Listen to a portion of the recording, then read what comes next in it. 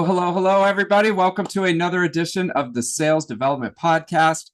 I am honored and blessed today to have a true expert on the show.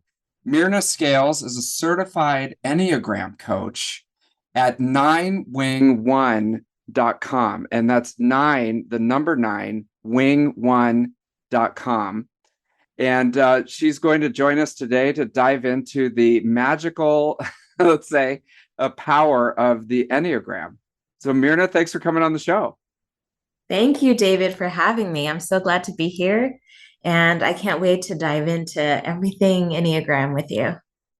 Well, I appreciate it. And we work with a lot of leaders in the sales and marketing space, especially in the tech industry. And I was introduced to the Enneagram in my travels as a manager and a director working in the industry. And it helped me tremendously to understand, how to work with people and get things done in a very stressful environment for sure. So my question is, how did you get interested in this, and what is the Enneagram? Okay, well, I got interested in this in kind of a weird way. When I had my youngest son, I have two boys. I'm a military wife. My husband's a U.S. Air Force pilot, and I had my oldest son. He was almost 3, and my youngest son was about 3 or 4 months old. And one day I was playing with him, and I found a lump on his belly. And we brought him to the doctor, and from the doctor, we went to the hospital, found out that it was a tumor, and our lives changed. So, a lot of things that came up were feelings of anger, feelings of sadness, feelings of not understanding why my son had to have cancer.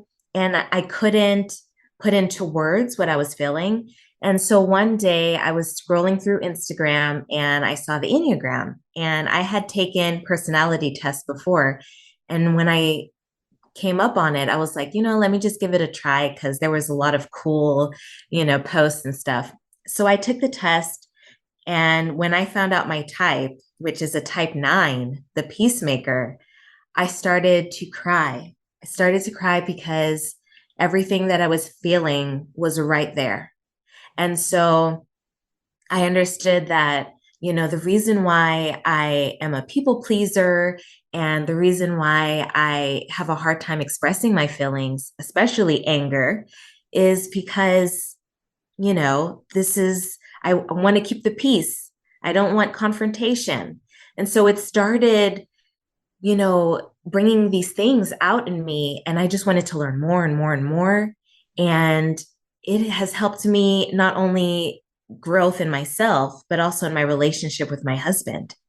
Mm. And so the Enneagram, Ennea in Greek means 9, and gram in Greek means drawing. So it's a drawing of 9 points. And so there's 9 different personality types. And you can take a test, you can read up on it. Some people can just read the type and be like, oh, that's me. But some people need to dive in deeper, kind of look at the motivations and the fears to figure out, what type they are. Oh my gosh. Okay, so there's so much there. First of all, thank you for your service, on both your family and yourself. I think we just totally take for granted the sacrifices that people make, to defend our country, and thank you so much for doing that. Number two, oh my gosh, what a traumatic experience that really caused you to start to think, why am I acting like this, or why do I react like this? I need to learn more about myself, which takes you to these tools. And the Enneagram was one of the tools that you dove into. And it's if you think about it, there's a 9 point, almost like a circle, And on each one of those points, there's a different personality type. So then you went in and found out by, I guess, taking a test or like a survey that you were a 9, Yeah. that was very helpful for you to be able to process, this traumatic experience that you're going through, learn about yourself. But Yeah. then not only that, it's like across the point on this thing, it's how other people are working and stuff like that. So now Yeah. you can start to understand each other. Yes. Okay. Yeah. And where did you go from there? It's truly amazing, the growth that I've had. Like now, my son is 5 years old. He's Hmm. cancer free. Oh my Um, God. I Oh, know thank it's so God. amazing. I had no idea where this was going. Yeah. Oh, okay. Yeah, All right. yeah. We're so blessed and grateful, and the anxiety never ends, but every day we take it. We just are grateful, and so I learned about myself, and now I can say, wow, you go through a journey in life, and sometimes in the moment, you don't know where this journey is taking you, why it's happening. But now I can be like, wow, I grew and I am such a different person Mhm. because of this journey.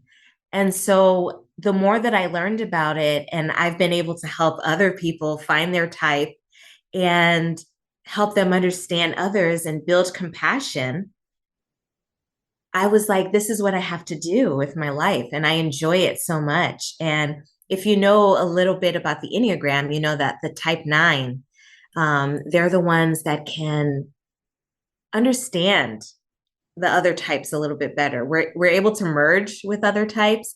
And that's why sometimes we can like lose ourselves, if we're not, doing the work to be self-aware.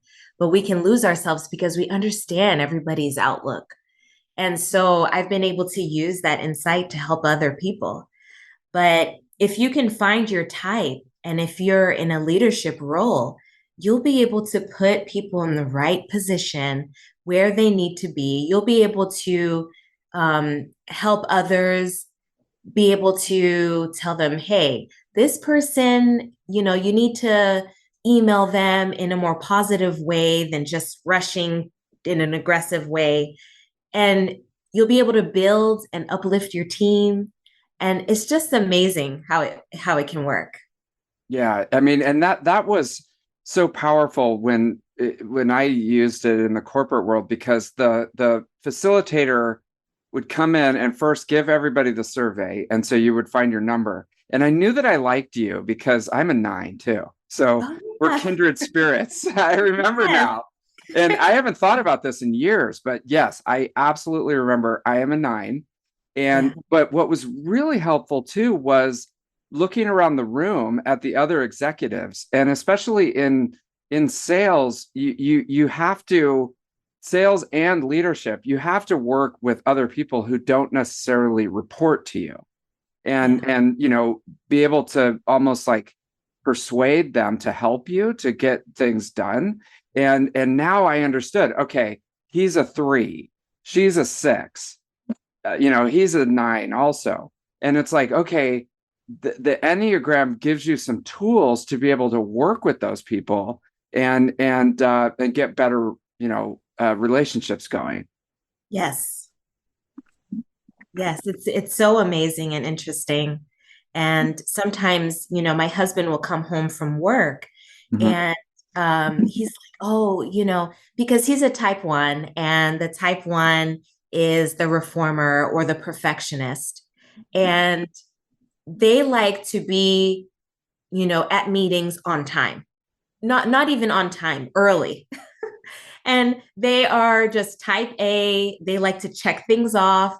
Yeah. And so that's their type. Like if you're going to have a surgery, or you have a pilot or something like that, you want a type 1 because they're going to follow the rules to a T. But sometimes he comes home and he's like, like this person, I just don't understand why they can't follow the rules or do this. And I'm like, husband, like not everybody is like you. So it starts making, like, even if you don't know the other person's type, you can start building compassion because you know, hey, I'm different, so they must be different. Let me kind of get to know them a little bit better and see if I can figure out like what motivates them. And that's what makes you a better leader. You get to know, your employees and build Exactly. that camaraderie. Yeah. Yeah, and I think it's emotional, working in the business environment, and it's even harder now because everything's remote. But this is like back a long time ago when it was all in the office, and you think, oh, it's all business, there's no emotion involved, but it's very emotional because it's like Bob doesn't like me, or Yeah. I don't like Steve, or something like that. And it's very easy just to go straight there. Like they don't like me because of who I am, or I don't like them, right? Because of Yeah. who they are. But now it's like, well, wait a minute. Like, you know, let's dive into this a little bit. Bob is a one, and he's a reformer, and so here are some tools to actually be able to work together. Yes. Definitely. Hmm. And even like with the type one, they do not like to make mistakes. They don't like to be criticized, or they feel like any feedback is like, oh man, I'm horrible. But if you come to them in a very kind, gentle way, you give them some positive feedback first, they're more likely to take it in and be like, okay, thank you. I'm going to work on it. And if you're in an environment with someone that is a type five, so a type five is an investigator, they're more introverted and they're more the observing type. They might not talk a lot with you because they don't like small talk, or they're trying to reserve their battery, for people and talking. And so if you don't know that, you're going to be like, oh, they just don't like me, or they're just awkward. But if you knew that they were a type five, you could be like, so what are they into? So, whatever they're into at that time, they're researching and they know. If you talk to them about that, they probably will talk your ear off. And you'll be like, oh my gosh, it's like a new person, And they were just being themselves, but you thought that they were, hating you. Yes. Oh my gosh. Yeah. Well, and then so the best case scenario would be to have you come in and work with the team, and give everybody the test, and then teach them how to get along and work together. But what if someone listens to this and they know about the Enneagram, and they're like, that sounds really cool. I think that would help a lot. But then the other person doesn't know about it, and so you need to figure out their other person's number. Your number, but Yeah. you need to figure out what their number is so you can start Yeah. getting along with them better. What should they do? Well, I mean, I think it depends on how close they are. If you're in a work environment where you guys talk about things like this, like, hey, I found this new test. Do you want to try it out? I think it'll help us like communicate better. Then that's cool. If the other person, you don't know them that well, and it's kind of like, how do I even bring this up? I feel like the first step is building that relationship, maybe, or communicating about it. Or, if there's a team meeting, bring it up to one of your leaders, one of your managers, and see if this could be a team building opportunity. Um, Yeah.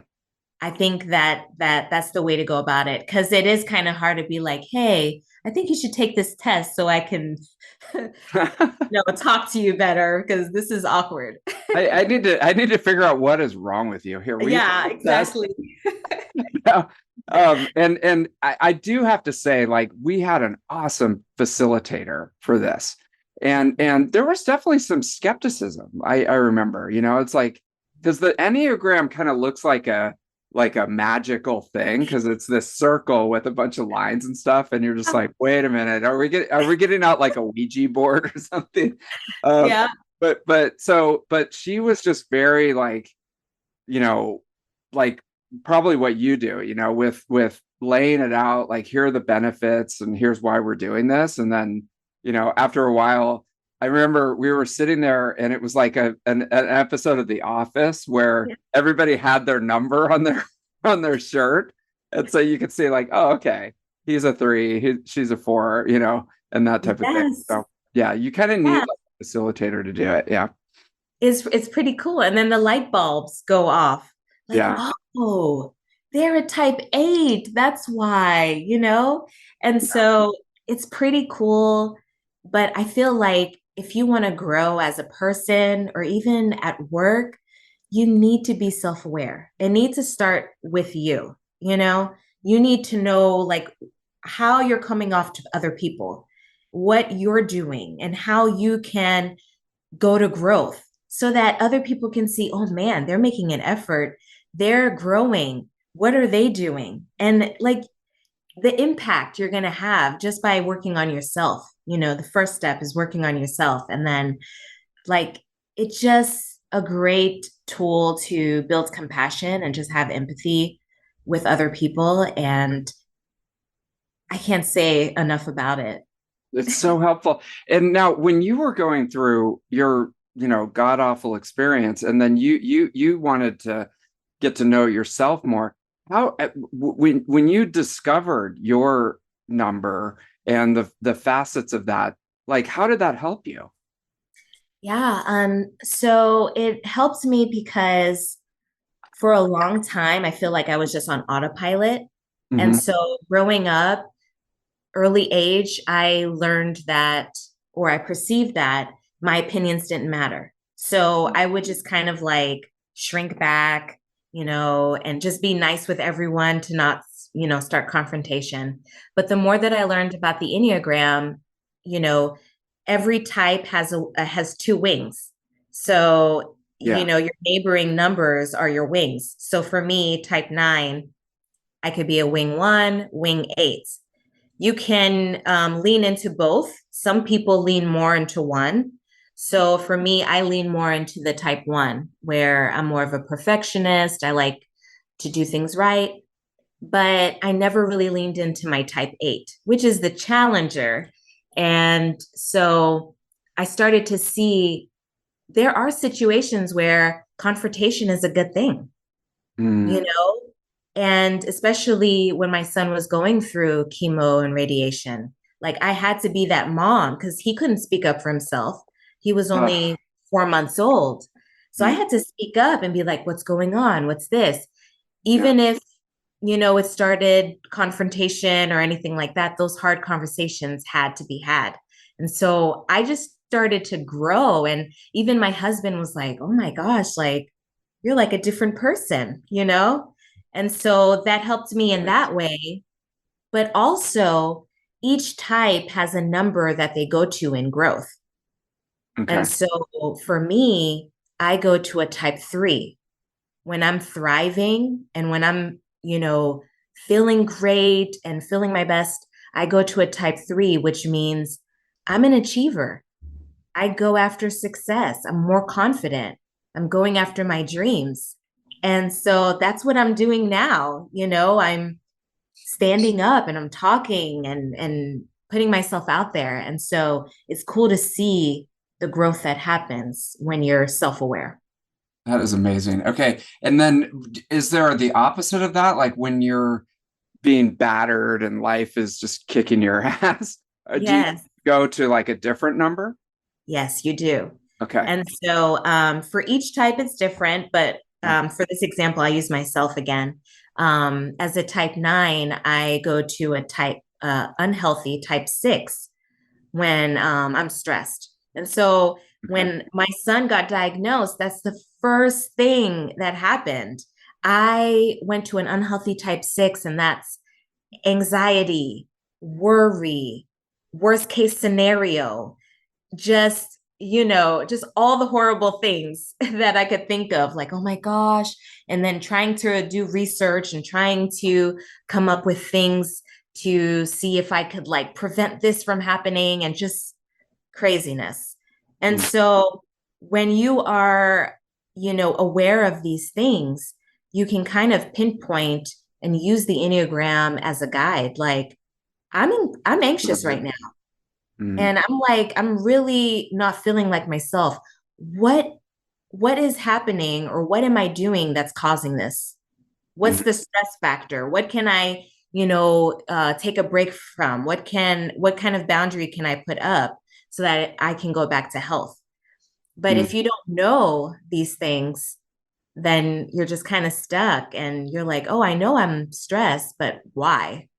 And Why? so, yeah, the Enneagram helps with that as well. It's like navigating your inner feelings kind of. And Yeah, you're just like you almost have like a map. And you're just like, "Oh, okay, exactly. I'm here right now." Because you can't be happy, super Yeah, healthy all the time. I mean, you're going to be up and down, but it's like, "Oh, okay, this is where I am on the map right now." yes, yeah, Oh my exactly. gosh. Okay. Interesting. And it's like there's other personality tests that are out there. That there's like ENTJ and all that. I can't remember. And there was another consultant that came in the same company when I was working there, and it's like everyone got assigned a bird. I don't know if you've ever heard this. It was so funny. It was like there's the hawks, owls, doves, and something else. Wow. And I just remember I was with all these sales leaders, like alpha male, sales leaders, and they're like, okay, who's a hawk? And everybody in the room raises their hand. And then it comes to me, number nine, and they go, okay, who's a dove? It was just me, you know, and peacemaker, right? Yeah. So where am I going? There's all these different personality tests. How is the Enneagram different than those? Because there's definitely some overlap. Yeah. I've taken I think it's the MBTI Hmm. that you're talking There's about. one called DISC. Yeah. Hmm. Yeah, DISC. Yeah. Um, and like when I took those, I don't know, I felt like, okay, this is my type. Yeah. And then I felt like, okay, I could use this for work and things like that. Mhm. But with the Enneagram, I think this is Ian Cron. He's the author for the book Road Back to You. It's one of the first Enneagram books I read. But Mhm. he has a quote that says, the Enneagram doesn't put you in a box. It allows you to step out of that box. Mhm. Um, and so with the Enneagram, I was like, okay, I'm a peacemaker, Mhm. but that's not all it is. Like, I used being a peacemaker and a people pleaser as a coping mechanism, Mhm. from childhood. And so, yes, I became a peacemaker, but that's not all I am. Like, for me to thrive and be happy, I need to go back to how I was as a child. And that was a type 3. That was a go getter child. That was, you know, a child that was curious and that would say things and all that stuff. I just learned, my ego self, I put this ego mask that, oh, maybe I'll get hurt if I speak up. Or, maybe it's too scary to go after my dreams. And so the Enneagram, yes, you get your type, but it's so much more than that because we're complex people. We're not just, one type and that's it. There's layers and there's complexities to us. And you're realizing like, hey, I'm not just like pigeonholed in this one type. I'm a multi-dimensional person, and it kind of depends on what's going on in my life at that point to where I go into. Yes. And then what's crazy is like now you have that knowledge of other people too. Because Yes. right, you can like I'm taking notes here because I'm a nine, and I want to Yeah. know like I what am I supposed to be doing? But then there's also all this information about the people that you work with. Yes. That's amazing. Yeah. Okay. And you mentioned some resources. Is there like a good book or a website or something where Yes. people could learn Actually, more? other than brought for some books yours? here to Oh, show nice. you. Okay, cool. Yeah, let's see. This one is a really good one, The Okay. Enneagram at Work, Okay. and that one's by Jim McPartlin.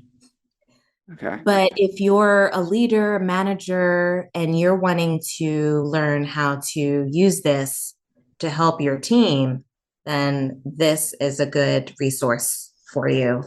Okay. And then if you're just wanting to learn about it and, simple and easy to share, because sometimes it can get complex. There is so much more than what we covered here, but this Yeah. is Enneagram Made Easy. Okay. And these both are on Amazon. This one is by Renee Barron and Elizabeth Wagle. Yeah. Yeah, I think I need to start with that one because Enneagram for Dummies. Like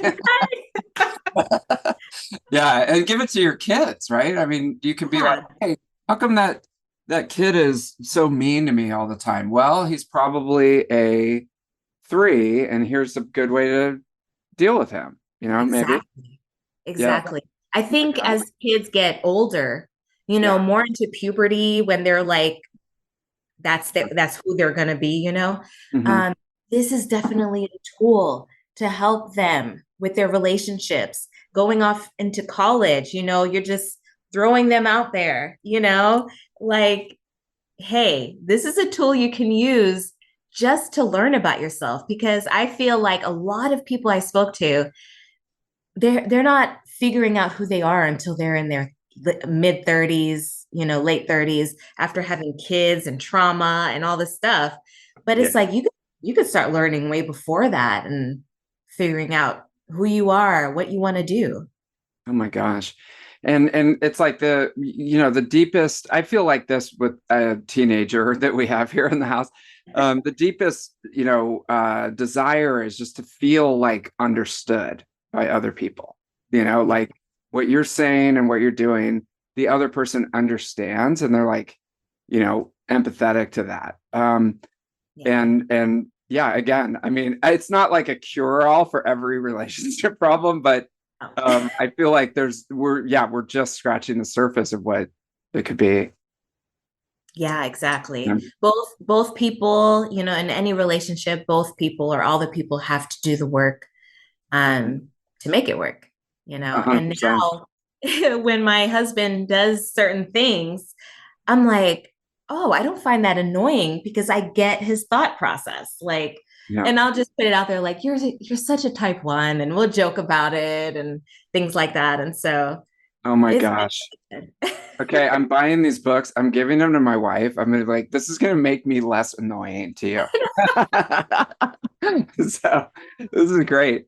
And yeah. okay. Oh, it's so funny because you're telling that story about your kids, and it's like something I heard was when you have kids, your heart goes into another body, and so your feelings are out running around in the world, and you don't want anything bad to happen, and especially health and then relationship, issues that they have in just navigating the world.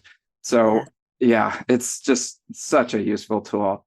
Yeah. Myrna, okay, I think, people will want to know more about this. How can they get in touch with you so that you could potentially work with them, over Zoom or however you deliver your training? Yeah. So I do, if you have more questions or you're wanting to learn more, I have a 30-minute free consultation and we Mm. can kind of dive into questions that you might have. I have one-on-one individual coaching, and then I have different plans or programs. And I can work with you, whatever you want to do. But my website is the number nine, wing, WING one.com. And that is my type. So it's 9-wing-1 coaching. Ah, I got you. So Yeah. peacemaker and reformer. Yes. Yes. Got you. Okay. I was wondering what that meant. So I'll put that in the show notes, Yes. so people can Yes. contact you. Yeah. So you can Yeah. contact me on there. My email's on there. Everything is on there. And yeah, I'm Yeah. just I have a blog on there where I'm going through all the types and their different wings and Mhm. tips and advice on coping with stress. So there's a lot of good stuff on there, if you want to learn more.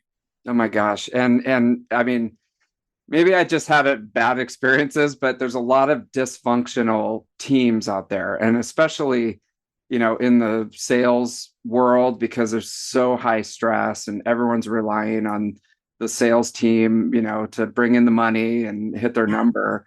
And there's so much room for improvement on interpersonal skills and creating functional, teams. And this is just a great resource. So Myrna, Yeah. thank you so much for coming on and enlightening us. Yes. Thank you so much for having me, David. It was fun.